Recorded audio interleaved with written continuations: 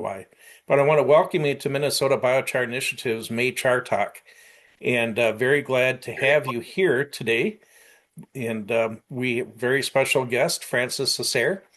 Before we get going, just to let you know, Minnesota Biochar Initiative is a local regional association bringing together researchers, government, business, nonprofits, etc., to promote biochar, the safe use of biochar throughout Minnesota and the area. And part of our mission is education and outreach, and this has been an important part for us to reach out and help other people develop up their biochar skills. We are a membership-driven organization. We are recognized in the U.S. as a 501c3 nonprofit, and we rely on our members for support. We're going to put the website for the Minnesota Biochar Initiative in the chat. We have a lot of members outside of Minnesota. If you're interested here, please feel free to join it. We welcome you to join Minnesota Biochar Initiative and be part of the process here. We'd love to have you. And there's more to it than just Char Talk, but we're glad you're here. Beyond that as well, you can check out our website. Otherwise, and we're on LinkedIn. I appreciate you if you follow us on LinkedIn. If you haven't already, we'll put that link up there as well. Just as a rule of the road here today, we're going to let Francis do his presentation here this morning, and then we'll be saving questions for after the presentation. So please keep yourself muted during the presentation out of respect for the others that are here. That'd be greatly appreciated. If you have questions along the way, please feel free to drop them into the chat. We'll be presenting them to Francis in the order received at the end. And you'll also have the chance to raise your hand, and we'll call you at the end as well if you want to ask Francis directly on any of these questions. So, Katie, do you have any other rules that you want to go over? Thanks, Jim. No, that all sounds good. Thank you for that update and the intro. Just for everyone's knowledge, I'll keep doing it kind of periodically throughout. I did drop our website in there with our membership information if anyone's interested in joining. And then I also dropped in the link LinkedIn. So per Jim's point, if you'd like to follow us, we would love it. Really happy for any engagement anyone would like to have with us. Feel free to send us a message through our contact us page, join as a member, or you can send us an email and I'll pop that in as well. So thanks everyone so much for attending. Really looking forward to the talk today.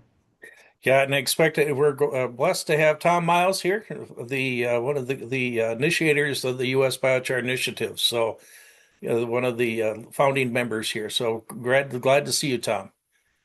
Also, just along the ways here, as we get, excuse me, now just got out of the way. One of the things we like to do is just if you feel comfortable, please drop your location in the chat. Your name, who you work for, and your location. If you're comfortable, it's always great to see who's on the call here today. And if you didn't go through the registration page, want to be included on the next mailing list for the future Char Talks, please email the address that will be listed in the chat for Minnesota Biochar Initiative Administration. So with that, I'm really pleased today to introduce Francis Asare, who is the founder and executive director of the Biochar Innovators Society, BIS, a nonprofit climate innovation and community extension organization based in West Lafayette. BIS operates as a global extension and innovation network advancing community-scale biochar systems across Africa, the United States, and the broader diaspora. His work focuses on building decentralized biochar ecosystems by training local leaders, strengthening farmer-to-farmer knowledge exchange, and supporting early-stage innovators with technology evaluation, guidance, and market development pathways. He is also a PhD scholar in forestry and natural resources at Purdue University, where his research connects biochar science, community extension, and climate-smart technology deployment. And he did let us know this is his last semester at Purdue, so that is fantastic. Francis had led BIS's expansion into 30-plus countries, establishing a volunteer-driven model that deploys country representatives, youth leaders, and regional hubs to accelerate biochar adoption at the community level. Under his leadership, BIS has trained hundreds of farmers, students, and practitioners, supported field trials, across multiple agroecological zones and partnered with universities, municipalities, and grassroots organizations to scale climate-smart biochar solutions. And with that, I'll turn it over to Francis. Hello. Uh, I'm happy to have everybody here today. My name is Francis Asare, and I'm the founder and executive director for Biochar Innovators Society. So today, this is not a technical section, so we are going to be talking more from experience and what we've been doing with BIS for the past couple of years.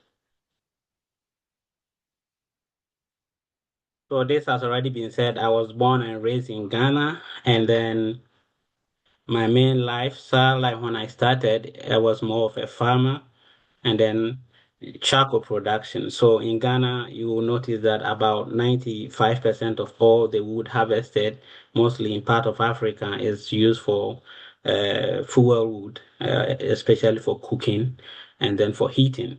So I grew up, producing charcoal and also farming. So through that, I pursue a Bachelor of Science in Forest Resources Technology at the Kwame Nkrumah University of Science and Technology. I came here to do my master's and I'm still doing my PhD at Purdue. Okay. All right. So the seminar today will be talking about a few things, how BIS operates. We will talk about how we build our capacities and the kind of trainings we offer. We also look at some youth engagement and some benefit we've achieved from that and some research partnerships. I also do one case study, and then after that, we'll be able to ask more questions in case there are more case studies that you want me to highlight on, and also some correlations and its benefit in the biochar space. So one thing that we should know currently is that about 2.5 billion people rely on biochar for cooking and heating. This creates a massive feedstock potential for all of us. So biochar, as we know, has a lot of benefit, and then the benefit will depend on whoever wants to use it or the end user. So most biochar technologies remains inaccessible to small-scale farmers, especially in the global south. For example, if you go to Ghana right now, a lot of people, I wouldn't say a lot, but few people have heard of biochar before, but most of them don't have the access to technology. They don't have the knowledge. They don't have the understanding. There's also less demand, market demand in Ghana and other parts of Africa for biochar. So it makes it very challenging for people to go into full-time biochar production. So community-based deployment models can bridge this gap, but they require ecosystem thinking, not just technology transfer. So one thing that we want to look at is the fact that biochar is a very big ecosystem. So we are looking at who is doing what at what point. So we don't want to just take one aspect where we promote only technologies, and after we give them the technologies, they don't have the skills. After they get the skills, they don't have the data validation. So at this point, for biochar to scale well, it has to come up with all the major ecosystems so that we'll be able to handle whatever item that is needed. So before we started, I started this organization. I mentioned earlier that I'm from Ghana, and then I did some early research, especially me being a farmer, and there was a very huge problem with rainfall in Ghana. So I was farming yam and cassava, and so I was doing it once a year. And you notice that the year that we don't have enough rain is always a problem. So charcoal production was a way of me sustaining myself because I was able to make a couple of, cedis, I would say dollars within a month, other than waiting for one whole year. And once I make this money, I was able to use some of the money to buy fertilizers to support my farming. That is how I developed into understanding how this biochar works. So I came to the understanding and I was able to do it at my undergrad level and then master's level and PhD level. Currently, I came here and I started to scale, and I was looking at a space that will be able to teach people so that people will have the basic knowledge of practicing how biochar works, not just about sending or publishing papers or letting people understand that biochar is something good they can adapt to. But I've also noticed by experience that sometimes it doesn't matter how good the product is, it has to be whether it's solving their problem or if it hasn't problem to them, then they will decide which of them to use. So the mission with BIS is to, break down the biochar knowledge and also empower communities with accessible science-based tools that transform organic residues into climate solutions, healthier soils, and resilient livelihoods. So the vision is a world where every community, rural or urban, can access the knowledge, technologies, and partnership needed to restore soil, store carbon, reduce waste, and build climate-smart economy. So our commitment has mostly been science, community, and then people. With thematic areas, we work in a couple of areas, but basically we focus on research, science, and innovation. So we partner with universities and then with organizations to do more of the research, especially to know that the model works or something is feasible before we get to site. Once we do that, we deploy, like we do trainings. So with the training, we do digital trainings. We also use something we call the country reps to be able to help people educate themselves. And then we do partnerships when necessary. And then communications and knowledge sharing, we mostly create digital tools that people are able to use in case they want to learn more about biochar. So currently we are in 27 different countries, and then you can see from this diagram that most of uh, our followers or people that are into the biochar space, they are in Africa. Africa, we have about 17 different countries right now on our radar, and then very few, but we have about 6 different continents. Not too much, but I believe that the goal is to scale as much as we can. And one thing that we have used when it comes to biochar is that we don't want to force anybody to learn anything with biochar. So we use 100% open source. We use LinkedIn. We don't pay for any ad, any kind of education that we create, knowledge sharing, anything we do is for free, and then people are able to engage freely. Also, our operation is 100% volunteer right now. Whoever is on the biochar space serving as a leader or whatever is 100% by volunteer. We don't have any fund or any support from anywhere. So whatever we do is based on the few people that are on board and some little support that I also give them. So this is how we operate. And then this is how I think if we want to scale biochar in a bigger system, this is what we need. As at now, I believe we have a lot of research and innovation going on. Every single day, there is something happening. Especially, people are coming up with different use of biochar, filtration, concrete applications in soil, and then water remediation. There's a lot happening. So there's a lot of research going on. Now, the problem I've found is that sometimes we assume that once a paper is published, it's very easy for people to understand. At least I also thought the same thing when we started. But the challenge is that if a paper is published, the language may be too difficult for somebody who hasn't been educated to understand. So we have to think about training and capacity building. At this point, we use the farmers or the people on site, the country reps, and whoever represent your country to be able to help these people through workshops and then through education so that they will be able to learn or translate the results from the research to in a way that they will understand. That's what we call the extension. Then we have the country rep network. I think previous models of scaling biochar, a lot we are trying these days, but there's still a very huge gap about sending people instructions on what to do, which is very challenging because no two communities are the same, no two biochar production facilities are the same. Even if we talk about biochar that is produced for agricultural use, let's say soil application, and then another biochar that is being produced for maybe water treatment. If we are even using the same technology or the same feedstock, we still have to think about the pre processing, the during processing, and the post processing conditions are different, which at the end of the day will increase the cost of whatever that we are going to make. So we use local people. In BIS, we use local people, the people on site. They are the very people that we try to use so that they will identify the problem and they will help them scale. With technology deployment is also one of the things that we look at because I think in the US here, there's a lot happening, but when you go to other countries, we don't have so many things happening. Sometimes getting the skills to them is very challenging with some of the time language barrier. Sometimes education is also a problem. So all these things comes in, but we want to look at modular kiln fabrication, like distributing something that these people can do it on their own or to be able to install or fabricate it on their own.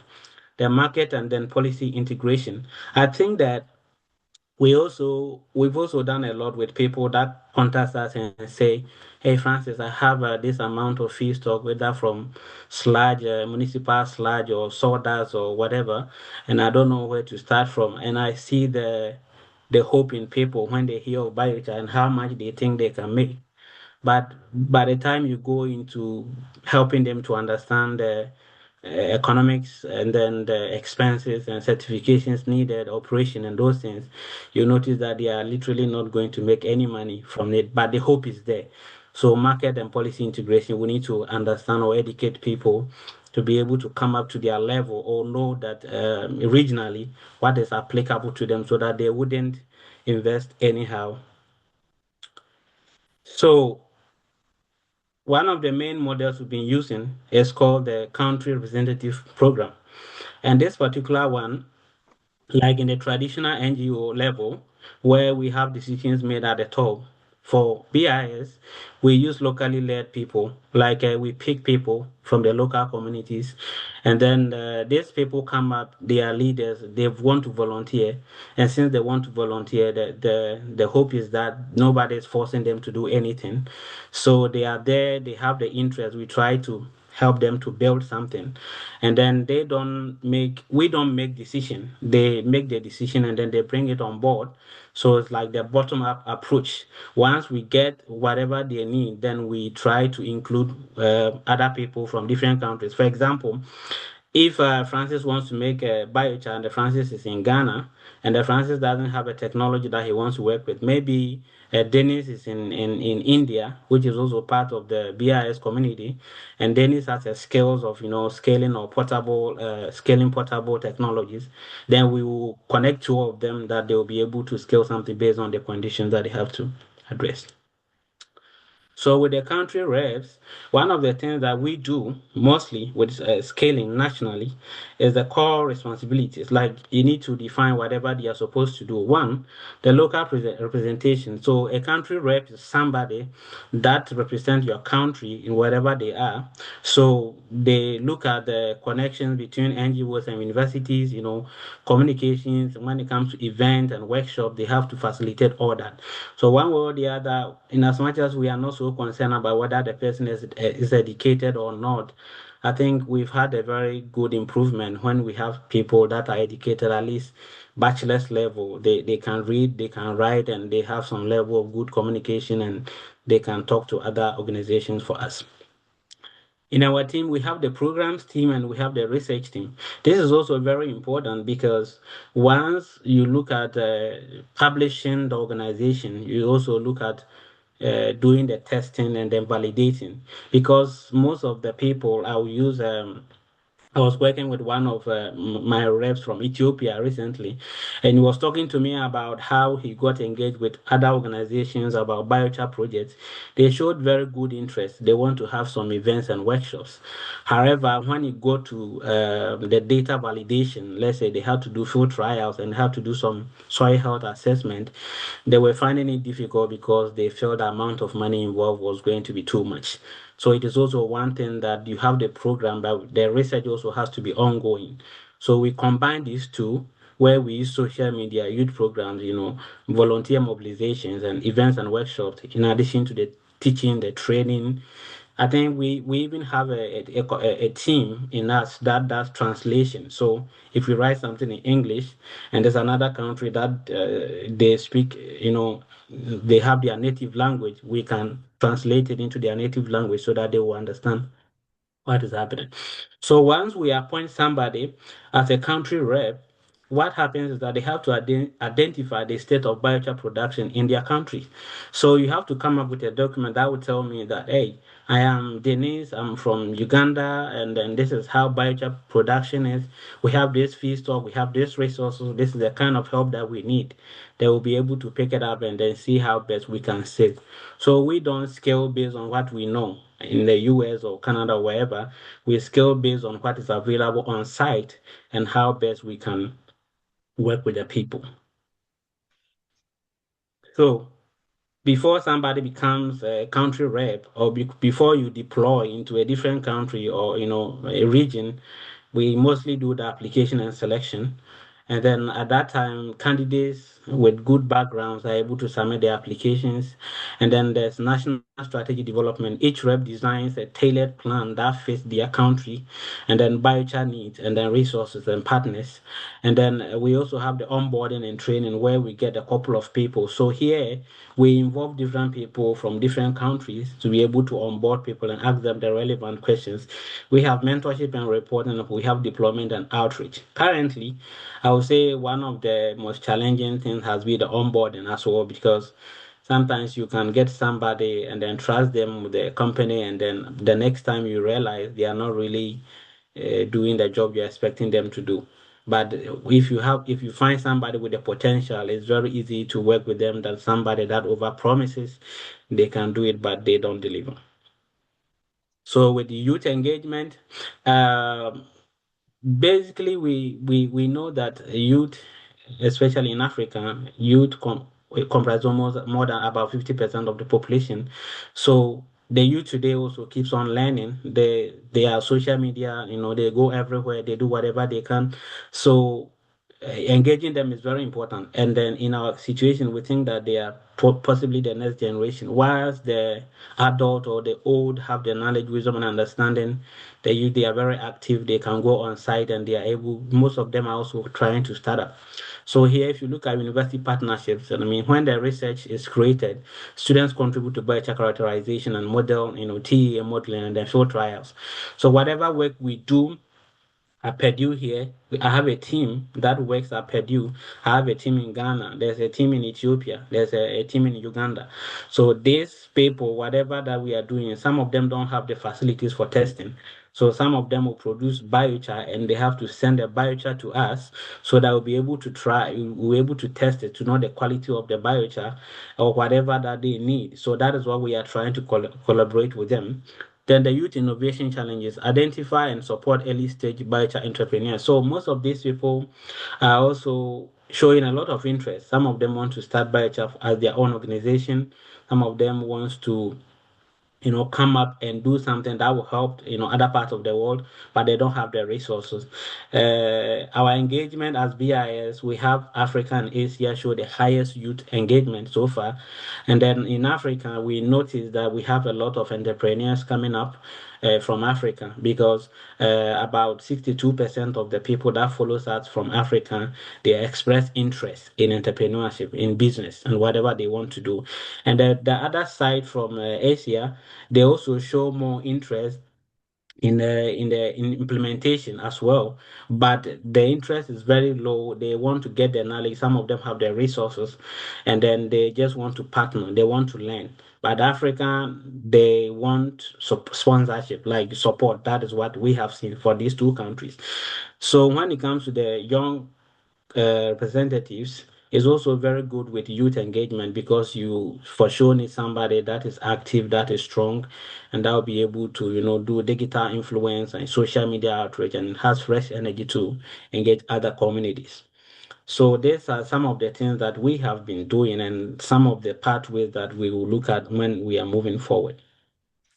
So another thing is the training and then the capacity building. So in US here, I think that is very easy. I will take one typical example from BIS. Most of the posts that we do on LinkedIn, we found out that 64.2% of all our posts is being engaged from mobile phone access, and just I think 30 something percent was desktop access. Now this is very good, especially when it comes to somebody who wants to build a global biochar ecosystem, because mobile phones loses low bandwidth. So if you are designing a post on LinkedIn or whatever, or if you want to run an ad focused on biochar and you want to target something African, then you are going to target on mobile phones rather than desktop, because few of these people have their desktop. But in the US here, a lot of people have laptops and the desktops so that they have, access to. So that's one thing. So by the training and then the capacity building is very good because people need to get the hands-on construction, hands-on technology development. Now the point is, how do they get it? You need to do it through the online system where you design a video, or a training, or a short flyer educating them how to do these things.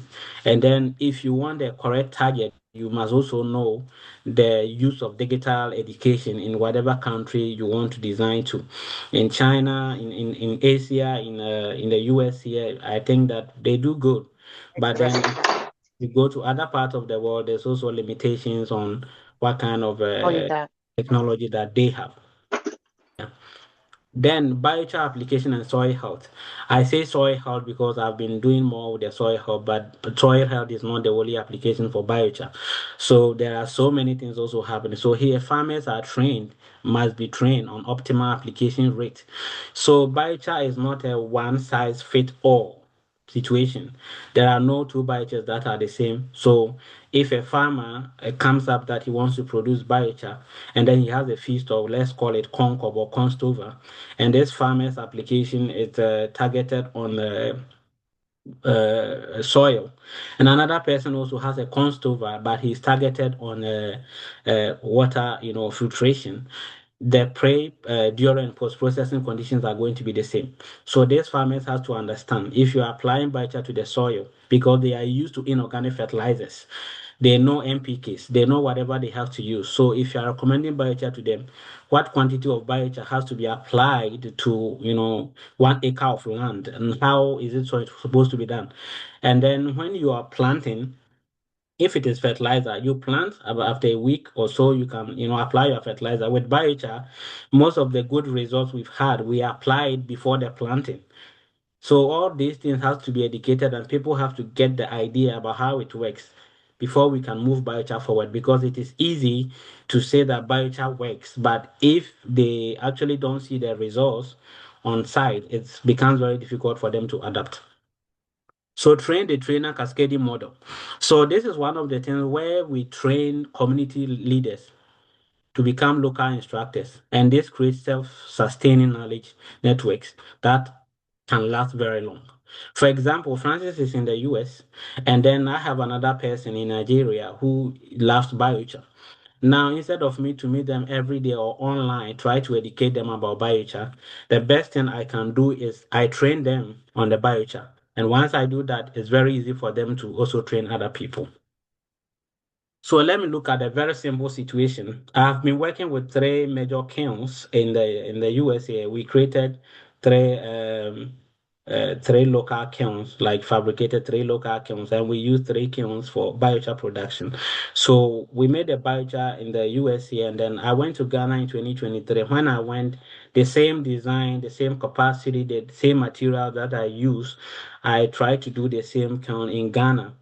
And then in the US, I spent about $1,300 to do the three kilns. They are very small kilns. And in Ghana, the same design, everything, I spent $3,000. Now, what happened is that in the US here, I was a very person that did the fabrication, I did the welding, I did the assembly. So the supply chain was very short. I drove to the site, I collected feedstock on my own, I transferred it to where I will produce the biochar. So direct access, I didn't have to involve anybody, and then there was low coordination cost. So stable TEA for me, because at that point I didn't need too much because I had the skills. Now we went to Ghana.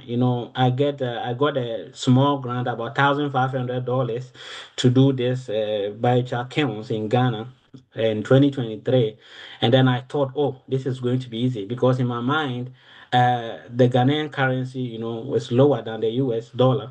So I thought maybe I would get something on to even keep on me.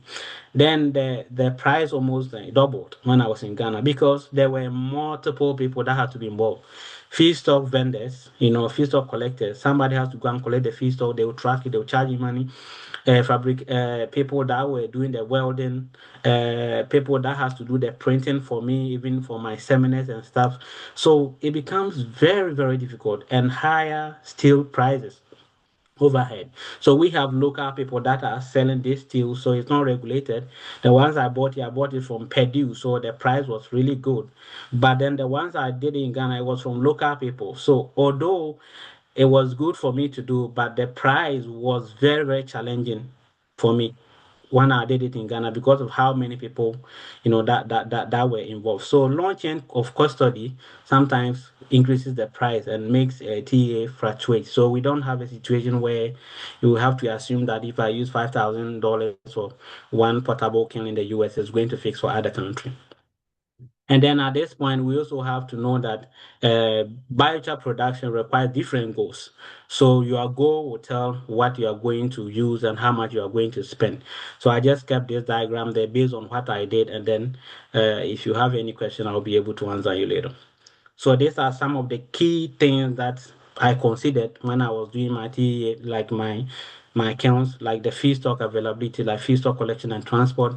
So these are things that we cannot ignore because they differ. Logistics are very important. So if you want to scale it up, we need to understand how these things work so that we'll be able to educate people the better way and then the easiest way so that we wouldn't put all our monies into something that may not even work. And all this has to start up before you even put money. You need to assess this. So one of the first questions I ask anybody that wants to, go into the biochar space is what is the use of the biochar? Because the use of the biochar will tell the technology, the process you have to go through, whatever it is you need to do, or if you need any extra step. I try to do that so that I'll give people the best advice as much as I can. So at this point, it's very important because when you look at organizations like Minneapolis Biochar Initiative, it's very good because we are trying to close a gap. My engagement with BIS, I've had about less than 3% of government representatives. This is from social media experiment. So this is not me collaborating with any university, but I did a 6-month study with how BIS use social media for biochar education. And I found out that there was less than 3% of government organizations that were involved. So this is not a disadvantage, but it is the single greatest collaboration opportunity. Because what is happening is that in as much as we are sharing this knowledge, we have to factor out what policies align with whatever that we are designing so that the government will be able to have a good interest in what we are doing. So we have to share a mission, we have to exchange the knowledge, we have to complement strength, and also we'll be able to take it to the next level, especially when we have people that shows interest from outside community. So the way forward, it's we want to expand country reps. You want to expand how many people can understand biochar knowledge through social media, and then by also recruiting people on site. We also want to look at launching regional hubs. Some of these trainings that we are doing, like the today's Char Talk, is also very important so that people understand some of the things that is happening outside there and some of the reliable ways that we can, work and promote biochar. We also have to have formal program that will be supporting people. We need to design something that entrepreneurs and whoever is available will be able to have access to, and then they'll be able to learn on their own. Policy and certification, we must provide education on them, especially regionally, so that people will understand. I believe we have some people on call today that will tell us what is happening in their regions and how these things start working. So, summary of the global pathways is sometimes we need to look at the founder-led pilots. We have been doing a lot of studies, so we know what is happening and how this biochar space is going. Then we deploy some country reps. We also have some regional formation and self-sustaining ecosystem where all these people operate and then come together to make sure that whatever idea of biochar or innovation we want to take out there is going to be very useful and then resourceful. So I would say that to me, biochar doesn't scale through bigger machines. It scales through bigger networks. So every country rep, every trained farmer, every research partner has a node to an ecosystem that becomes self-sustaining. So this will be the end of my presentation. As I said, this is not a technical session. So I'll be happy to answer every question, specific questions, but I just try to give an overall overview of whatever that we need to know so that we can go into questions. Thank you.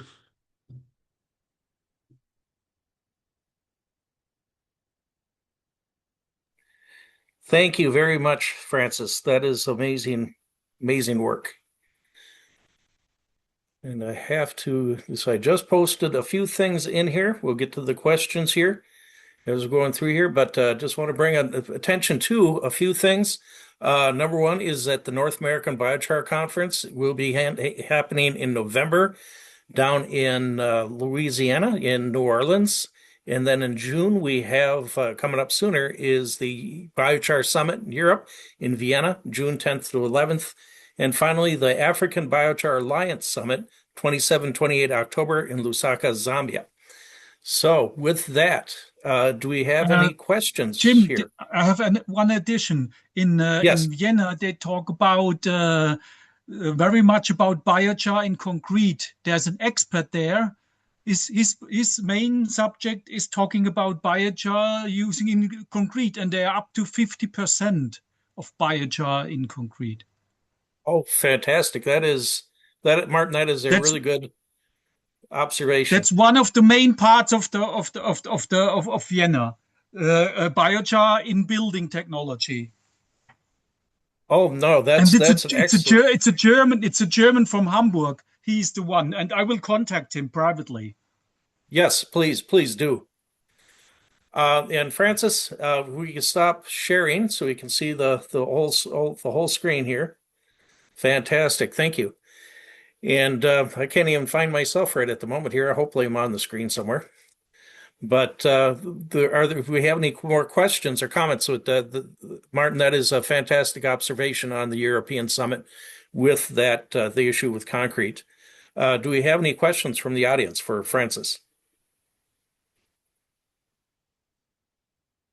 Looks like the Center for Science and Technology Innovations has their hand raised. So Oh, please go ahead. fantastic! I just found her. Cecilia, good to see you. What's your question? You too.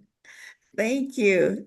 Francis, so I'll ask a few and then keep quiet because I have a million questions. But um, number one, just like you said in terms of the technology, are you finding, and let me preface that here in Kenya, we have a carbon market, Nairobi carbon market officially exchanged with its own regulations. So there's that push. There's also a CDR network.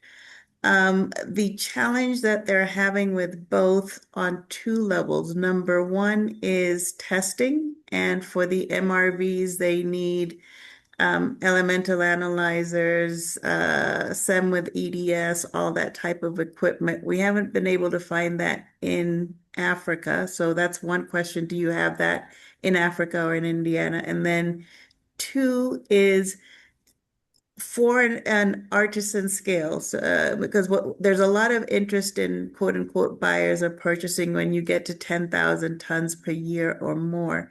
But below that, we're finding, especially in Kenya, what we have is once the charcoal ban hit, a lot of those who were producing briquettes switched to biochar, and they're having the same challenge, market alignment challenge that they had with briquettes. So I'll stop with those questions for now. All right, thank you.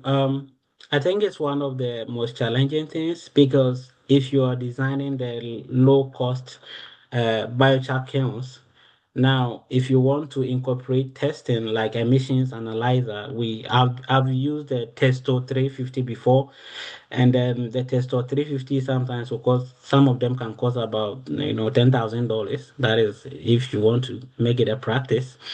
So, but assuming designing technology for like $2,000 for small scale, and then to be able to test for emissions or measure emissions, you need a very simple tool that is about $10,000.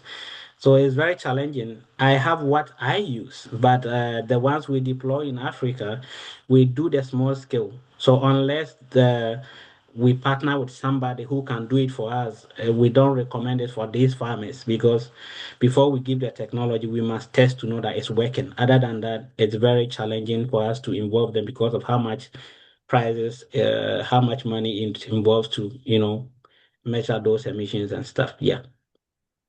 That is the first question, Cecilia. I hope I answered you. Yes, And you then did. And the can you second remind question me? was about the scale. Um, you were saying, it is an investment, and in terms of either tonnage per year, where do you see that in Africa it becomes at least a little bit about, maybe they're not making massive profit, but at least there's enough profit to keep the operation going? Well, I also asked, are we talking about a small scale or large scale? That's the first question for you. For small scale, because for the 10,000, what we're getting is there's market for those who can produce in Africa at 10,000 tons per year or more, but there's hardly anybody have reached that operationally. So we have a lot of small scale producers disaggregated. Yeah, you are right. I have a country representative. He's called Johannes. He's in Ethiopia. And then Johannes is working. I think I would say the best way is to look out for partnerships because right now the small scale is ongoing, but I've not seen anybody that is making about even 5 tons as a small scale producer right now in Africa. So for us to be sustainable, I think if we get a reliable technology and looking at how much we need about 3 to 5 tons of, I mean, maybe 2 to 3 tons of biochar per acre, uh, if um, if we are going to do it for long, probably we will need more than 20,000, 30,000 tons for places like Ghana if we want to make it visible. But currently, I don't see so many people doing that because the technology itself is expensive, and we also don't have people so much convinced that biochar works. That is one challenge. The people I work with in Ghana right now, they still believe that the inorganic fertilizer is their best option because they don't spend so much money. They don't have to think about any technology. They don't have to, they just go to the store and buy it. So for us to be able to get them involved, it means it's either we are giving the technology to them for free or we are promising them that when they produce, we are going to buy it or help them get the market. So currently, I'm working with the one doctor called Dr. Francis Owusu at the Council for Scientific and Industrial Research in Kumasi, Ghana, and we are trying to create market for small-scale biochar producers, at least where they can identify where to sell or where to buy. So Africa is still something that is kind of challenging, but yeah, for long term, I think we have to do more of the partnerships. And if people can also manage to send samples over, some of us we are trying our best. The people I work with, if you have your samples and you want to test, I try my best to arrange. Or if you want some quantity of biochar, let's say in Ghana, and you don't have, I try to arrange with somebody who is into biochar products so that you can go there and buy them.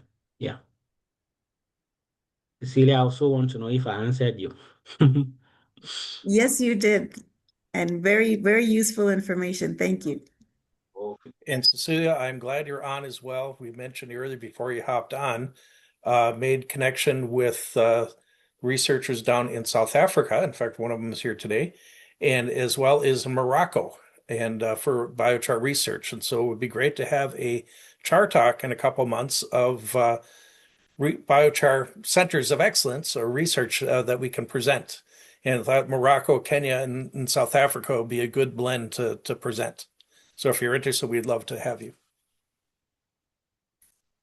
Absolutely. And I'll later on I'll give you more details. We're also being asked to help with government policy on what should government do. So Oh, that is fantastic. And I know that you've been doing a lot of work with Senate or City CDR and Christian. I see quite a bit of work in the Global South, in particular out of Nairobi. So it's fantastic to see. yes, I'll put in the link, there'll be a end of June, there'll be a Innovation Cities conference here in Nairobi, and there'll be a 2-day workshop on city CDR. So I'll put that link in the chat in case anybody can come. So, and just as an aside as well, Minneapolis is also a member of City CDR. In fact, I have to review one of their handbooks over the weekend for review since we are making biochar in Minneapolis.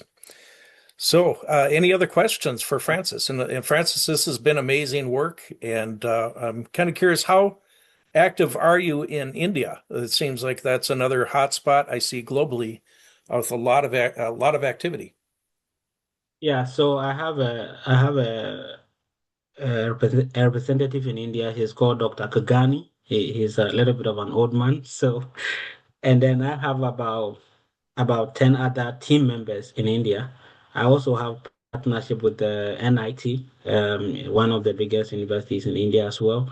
So on site, we've not really started deploying, but the person who is my country rep, he already had his organization that he was working with these cow owners, like cattle owners and stuff on biochar.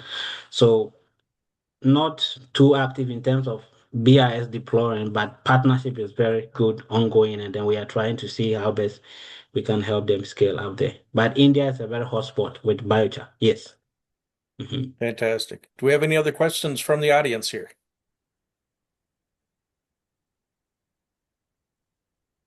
I know that you had some really interesting materials in there, and particularly how you're scaling, working at that village level, the small scale, and trying to overcome a lot of the obstacles.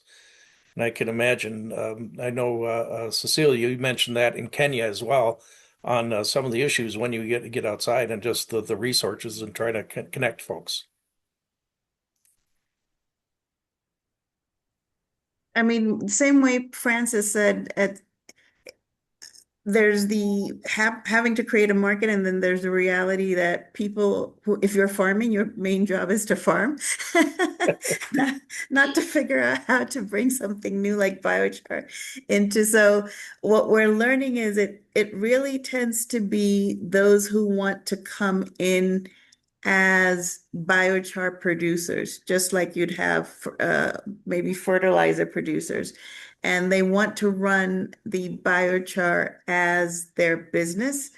At that point, and there's both. We have interest in biochar for soil, for water, for concrete. We've been trying to work on testing for the concrete. I was really excited to hear 50% because everybody's scared of going past the 10% ratio here on concrete mixes. So, but to Francis' point, it's optimizing for that not only particular use, but particular site.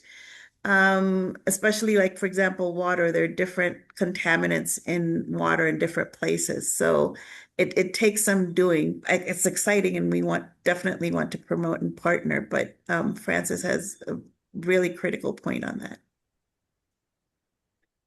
And one of the other issues that comes up, I know comes up for us, is a question that comes up quite a bit, is on the sustainability of the feedstock. And how are we making sure that we don't cause unintended consequence of cutting down trees, et cetera, to fuel this process as opposed to using waste? Do you have any comments on that? We've been focusing on waste for two reasons. One, across Africa, the landfill and waste management is poor. So there's a lot of unregulated open landfill, and there's also a lot of unregulated burning of waste. Now the challenge is then, of course, if you're using waste, you don't want to wait until it's all mixed together, right? Uh, so telling everybody don't put the banana peels with the corn cobs. So and then people start saying, but then what do I do with the rest of the waste? And trying to figure out which part of the waste is good for the biochar, which one would be good for compost. And some are then saying, I'll do compost and black soldier fly with the rest of the organic waste. And also cautioning a lot of people like, no, you do not mix the plastic, you do not mix dirty diapers, you do not mix, it's purely organic waste. So yeah. That's interesting. really good point on that, and we're seeing some similar type of things. Can I make a point to Mar that as well? oh, I'm going to hop off. Just Katie, can you take over moderating? I have to answer a doorbell. I'll be right back. But Martin, go ahead. Okay, so what I want to do in my project, I gave a short explanation on the chat. So I think one point is we have to scale up the whole thing. And what I want to do is I want to produce biomass in large amounts, and for using that I want to produce fast growing plants. And one of the best solution for me is Paulownia, respectively kiri tree, because it's the fastest growing tree on the planet. It grows about 5 meters per year. And if you want to have a good quality of biochar, and there's a company in Austria, they're already building biochar plants, and the result is almost 100% pure biochar, only carbon. And they can use this product directly for replacing coke in the steel industry. And that's the point what you also said. It's different what you put. So the biological waste what you put in gives a totally different outcome in the quality of biochar. And if you want to have a high carbon biochar, you have to bring in a good quality of material. And that's, in that case, that's wood chips. They only use wood chips to become an almost 100% carbon biochar. And they call it backward power plants. So because instead of producing CO2, they bury CO2. And that's a very important point. And last time we talked about biochar is like wine. She also said that there are so different kinds of varieties of biochar, and it depends on what you put in, then you get a totally different outcome. It's like different kinds of wines. It's the terrain. It's a lot of different things. Martin, Well, that's question I can connect you with. There's a gentleman in I think in Georgia. He's also working on Paulownia. So I can collect for biochar and industrial scaled models. So I'll send you his contact. But a That will be question, great. is Paulownia classified? Is it invasive? Is there a risk of it becoming invasive? Not at all. So that's why. So there's a German company, and they are on the market for almost 20 years right now. It's called Kiritech or WeGrow. And what they have a own a laboratory, and they have created 4 hybrid, 4 different kinds of hybrids. It depends on which climate you want to do. They are different in growth. They are different in climate environments. So, and you are absolutely right. The original plant is highly invasive, and it's a plague in Asia. In a lot of areas, it's a plague. It's really a plague, and that's why they created hybrids. And if you plant hybrids, there's no problem at all. And the fun part with Paulownia is, I don't know if you know that, the fun part is if you in the first year it's only the root grow. There only the roots grow, and the second year almost half of the year also the roots grow. And then the part is then the tree is growing very fast, and after 4 to 5 years you can harvest him, and then directly after that the next stem is growing out of the old stem, and then it's going much faster because the new stem can use the whole root system. So it's self-sustaining, and that goes on and on and on and on and on. So you can every 4 to 5 years you can harvest trees in the size of 12 to 15 meters on height. And that's the And wait a fascinating. It's second, and almost in like a addition to cactus, that, almost you like it keeps growing. The other question is insects. Um, any it's like for example, it protects itself. It has a special I don't know it hearts in German. So it's pine trees. They have a special liquid what they produce, and it's anti-pest. They have a natural pest saving system involved. So insects are not a problem at all. thank you.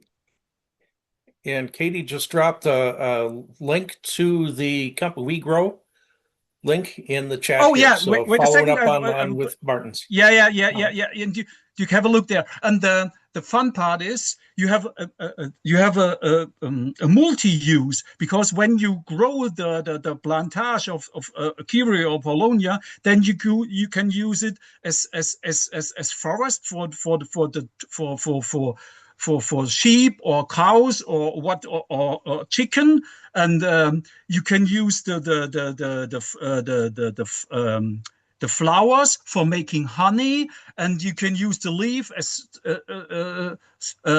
food for whatsoever. And when you use the wood for building, for the building industry, or for doing other things, then you can use the rest, like the sawdust and the chips, and you make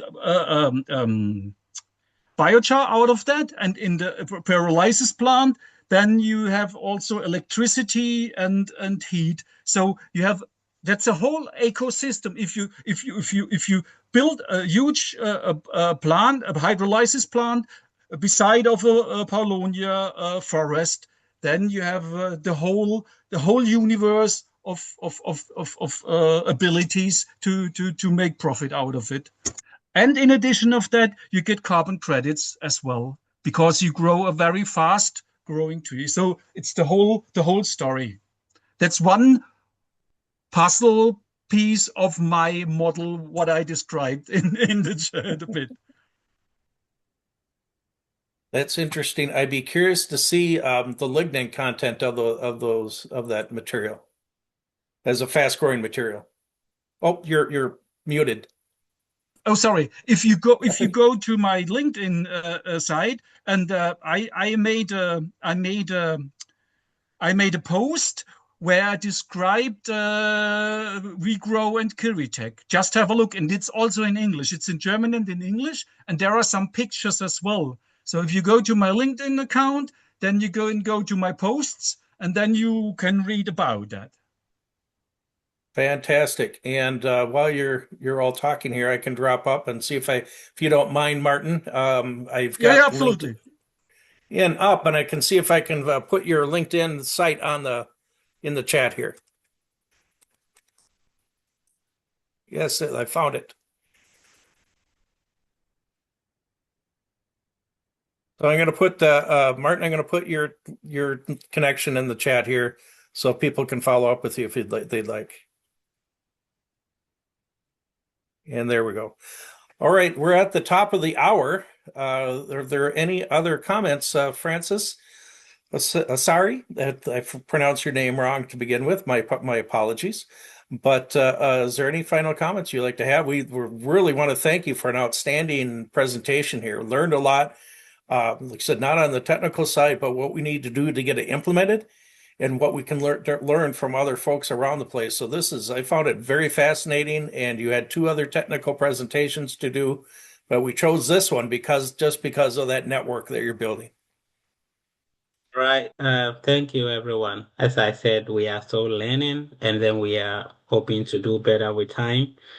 But the biochar space is growing, as I keep saying, and then there are new ideas coming every day. So networks and opportunities like this are very good for us to come together. So if anything comes up, I keep building. The goal is to get about 100 different countries by the end of 2027. So wherever you are in this part of the world, if you have anything going on, you want to implement your technology, you want to get in touch with some people, or you have some new things that wants to be highlighted, just let us know. We'll be more than happy to highlight it or get in touch with you and work with you. And Dr. Cecilia, I will get in touch with you for sure because I've been learning a lot about you, but funny enough, I never contacted you. My bad. I wouldn't do that again. So I appreciate you and everybody for the opportunity. And then yes, hopefully we'll get in touch again. Yeah. Fantastic. We hope to talk to you again. And Dr. Cecilia, thank you for the reference. She was the one that told us about BIS. That's fantastic.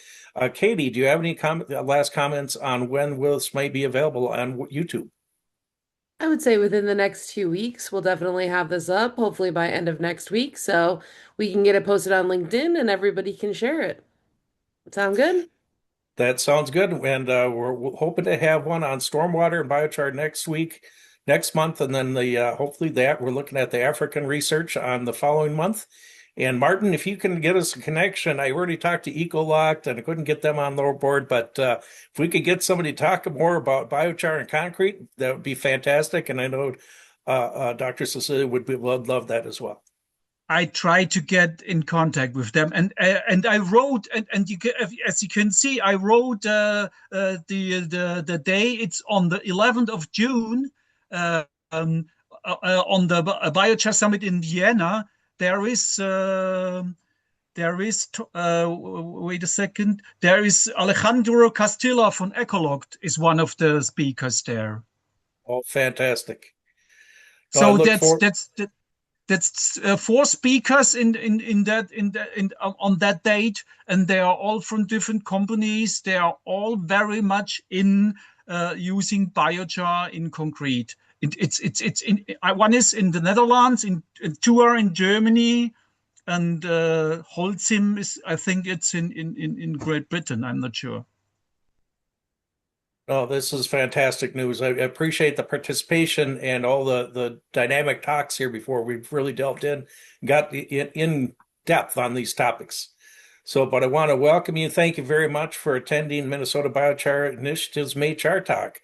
And Francis Asare, we are so happy that you are here today. We hope to have you back on as a speaker in the future, as well as we hope you continue on in participating with us as we do these presentations. With that, I would like to say have a wonderful weekend. I hope the weather is good where you are and have a good and productive week ahead of you. Thank you very much, folks. Take care.